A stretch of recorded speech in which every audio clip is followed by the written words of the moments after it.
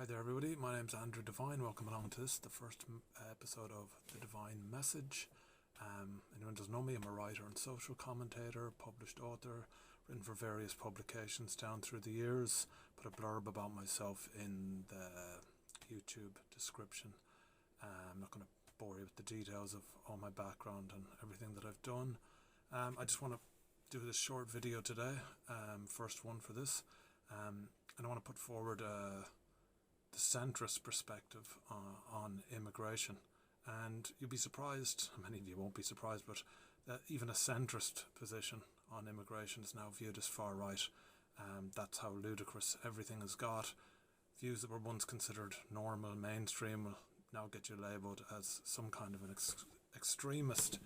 So I just want to go through some points related to that and to the attack in Dublin this week. Similar attacks in the UK over the past months, years. And first thing I want to kind of talk about is, immigrants themselves. I mean, a lot of the talk in the media, they talk about immigrants as if immigrants are like a distinct identity group, as if they're some kind of homogenous blob. And they completely ignore all the mainstream media discussion about migrants and immigration. It completely ignores the cultural differences between immigrant groups themselves. As a result of obtaining a pretty useless master's degree back in my late 20s, I've had to work in a lot of low-paid jobs over the years, and a lot of those low-paid jobs were with non-European immigrants, and I never met a single one whose identity was that they were a migrant. I mean, their identity is very much tied up in the religion and or the culture of where they came from, and they had a lot of divisions amongst themselves. For instance, I've worked with Indians, Sikhs and Hindus, very well integrated people, very well educated. I've worked with some of them in some of these low paid jobs, and they were often quite open about their opposition to mass immigration from the Islamic world. And I've met black Africans who expressed similar views about immigration from the Islamic world. I mean, are these people to be lumped in with the far right as well? I don't know, but none of these more complex, nuanced discussions are really being had in the media. And another thing from a centrist perspective is that most of us natives of the Republic of Ireland or the UK, I mean, even using the word native can lead to accusations of being a far-right extremist these days. But only if you're a native of a European country. People can be natives of non-European countries, but if you use the word native to describe yourself nowadays, you'll frequently find yourself being labelled as some kind of an extremist. But anyway, most of us natives we're fine with the degree of immigration. We always have been. We've always welcomed a degree of immigration. Most of us don't hate people because of their skin colour. And we don't want to end all immigration and limit it, to absurdly small levels. We just believe resource constraints need to be considered when we're bringing in people, and that those resources should first and foremost go towards the native population, and that includes natives who are of ethnic minority background, well-integrated citizens. That those resource constraints need to be considered before we bring in hundreds of thousands or millions more people that we don't have houses for. There's no room in our health service to accommodate massive rises in population, etc. And we also believe, very importantly, that numbers are also important so that the native people and their culture remains the dominant one.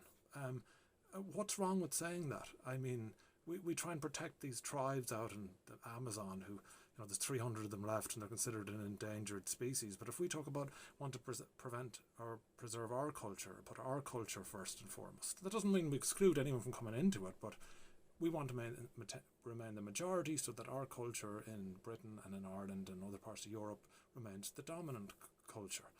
Because another thing is, there's a lot of talk about integration, but you can't actually integrate immigrants into your society if the natives become the minority, because then there is no native mainstream culture within which to integrate with. And I've lived in various parts of the UK and the Republic of Ireland, and I can tell you there's certain parts of cities that I've lived in where you, as the native British, European, Irish person, are the minority, and you feel like you're the one that has to integrate with the non-European culture. So we've gone to actually this ludicrous situation now where even saying you believe in effective border controls is now considered far right. I mean, 30, 40 years ago, the entire political spectrum, apart from the very, very radical left fringe, most people believed, whether centre left, centre right, that, we have some immigration, we have border controls, and we pick and choose who comes in, and we match resource constraints with the levels of immigration. But nowadays, border controls are actually just... it's considered extreme. But I'll give you an example. I visited this left-wing friend some time ago in Brighton, where I lived for many years. A very progressive city for anyone who knows Brighton. And this friend of mine, at one point, I recalled at one time him remarking to me that borders weren't very inclusive. And I let it go at the time, I hadn't seen him for a while and I didn't want a big discussion. But then he invited me to his house another time for a coffee. So I went around to his house to see him. I hadn't seen him in some time. And this is the man who said the borders weren't very inclusive. And I noticed to get into his apartment, there was a very large secure door and some kind of tag you needed to get through that first door. There was another set of doors then into the lobby, so we're now at 2 sets of doors. Then there was a set of doors into an elevator, I think that's 3. And then we went up in the elevator to his apartment, and then there was a massive wooden door that required a key to get in. So, he doesn't believe in effective border controls, but yet he lives behind either 3 or 4 sets of doors himself. I mean, it's just insane. Like, believing in no borders while your home is secured behind 3 sets of very secure doors, that's a very typical example of the progressive left-wing tendency to endorse and promote collectivist principles that they would never adopt personally themselves. The same people believe it's actually racist to apply those same security standards to people entering our countries. And back to the point where all immigration isn't the same. It isn't, and you're lying to yourself if you pretend it is. And for all the people who claim they believe in multiculturalism, well, do you understand that there's cultural differences and that some cultures are more compatible with our cultures than other cultures aren't? That's just a fact. And there's no getting away from the fact that countries that are rife with Islamic fundamentalism and violent misogyny and hatred of Western values, there's no getting away from the fact that that type of immigration has brought problems and threats to Western countries that we didn't have, in a way that no other immigrant group brings such problems. We didn't have an FGM problem. We didn't have forced marriages. We didn't have Islamic terrorist attacks before we had mass immigration from the Islamic world. That's not to label all Muslims as a problem. Not all of them are fundamentalists. Some of them have a very a la carte approach to religion. Some of them are very decent people who do integrate. But there is a very large problem that a lot of them are fundamentalists, because the fundamentals of that religion, if you read the Quran, which I have read quite a lot of it, full of very extreme, violent passages that don't fit in with Western liberal democracy, and you're living in cloud cuckoo land if you pretend otherwise. I mean, you've got people like the former Islamic fundamentalist Ayaan Hirsi Ali, very brave, well-integrated woman in Western culture, lives in America now. And she wrote a book several years ago called Pray, Immigration, Islam and the Erosion of Women's Rights. That's a book title that you're not going to see in the staff recommended section of most of these very left-leaning bookshops, I can tell you. But I would highly recommend that people buy that book. It's enlightening. I have a few small issues, well, quite large issues with Ayaan Hirsi Ali's still supports mass Islamic immigration. She naively believes we can integrate a lot of these people and whatnot, but she's a very good person, and overall her observations are spot on. And I'll get into it, maybe do another video about how I disagree with her on trying to integrate people. But anyway, this book delves into the problem of sexual violence in Islamic countries and how importing large numbers of Muslim males into the West brings a problem for us. She delved down into the data in her book. In the few European countries that keep data on sex offence statistics and ethnicity, I think there was 5 or 6 in her book, because most countries don't keep that data because the facts are racist. Sweden used to keep the data for years about the ethnicity, religious background of sexual attackers, and because it showed that men from Islamic countries were highly overrepresented compared to their percentage of the population, the Swedish progressive government at the time, this is several years ago, what did they do? They just decided we were not going to publish that data anymore because it contradicted their progressive biases towards open borders. So anyway, in the book Prey by Ayaan Hirsi Ali, she analyses the available data in these 5 or 6 European countries, and she reveals that men from Islamic backgrounds are, again, it's not all Muslim men, and I'm not saying that, but men from those backgrounds are overrepresented by roughly a factor of 10 in sex offending statistics relative to their size of the population. And most importantly in that book is that Hirsi Ali, who comes from that culture, she explains the cultural factors that predispose men from certain Islamic cultures, against not even all Islamic cultures, but certain ones, are at very high rates of sex attacks on non-Muslim women compared to other ethnic backgrounds and the native population. Again, she's not demonising all of them, and neither am I, just to say that.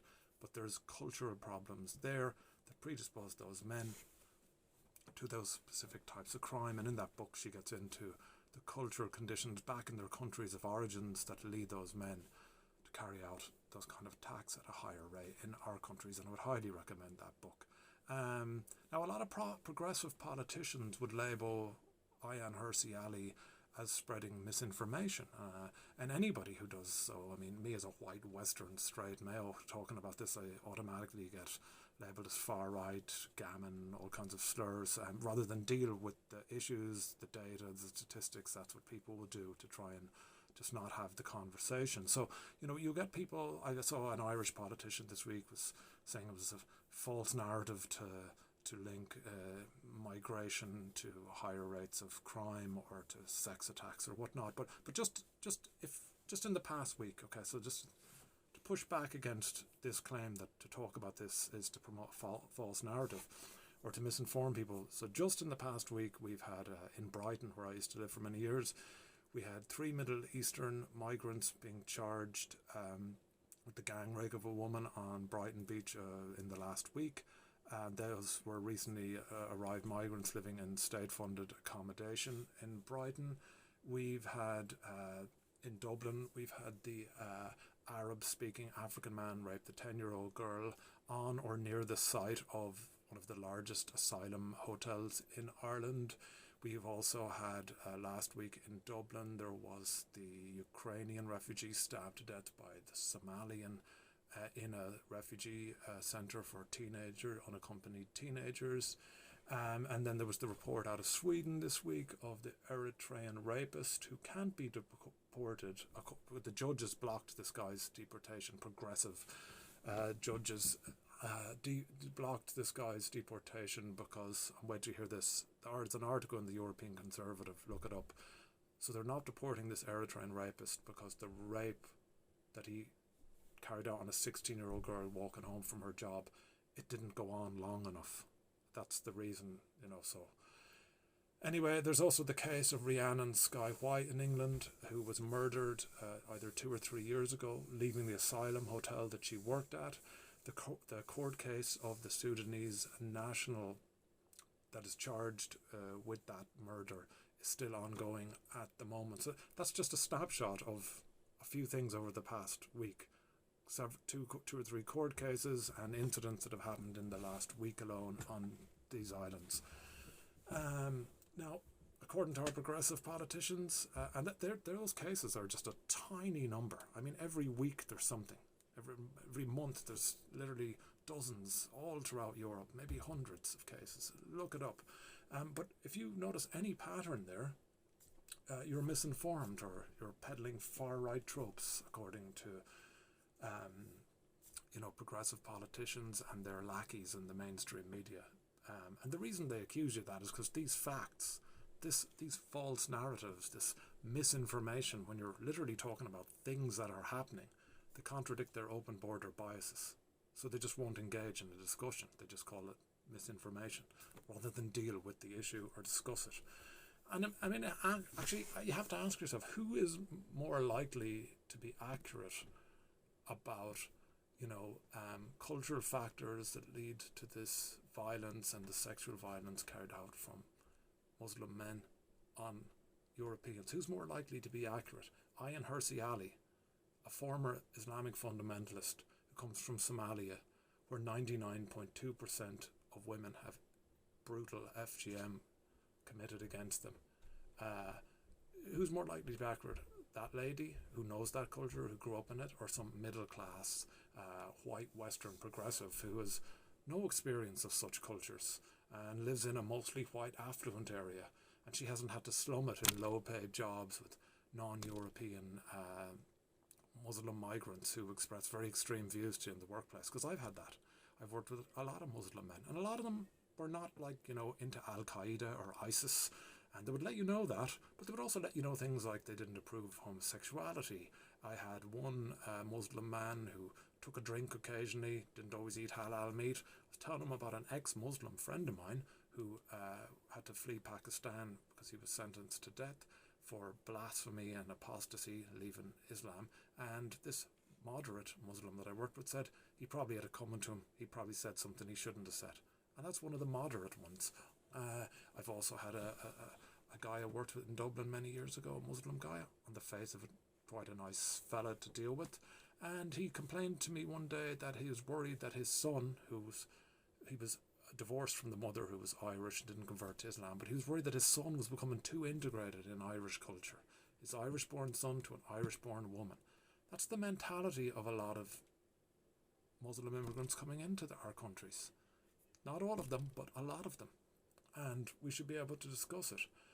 And, for all the blather that we hear constantly in the mainstream media about embrace diversity and inclusion, how come we never hear from well-integrated ex-Muslims and Christians from the Middle East or Asia that have come here integrated fully, that write books, that have podcasts, that are constantly, you see them being interviewed on YouTube? How come I never see them on the BBC or Channel 4 News? If we're valuing the voices of diverse people and ethnic minorities, it's funny how we never hear from any of those ethnic minorities in the mainstream media if they contradict the open border biases of the mainstream media and the progressive deep states that are ruining Europe at the moment. Anyway, I'm going to leave it at that for today, and hope you found some of that informative. Didn't speak too fast, hopefully, and I'll be back again to do something at some stage. Thanks for listening.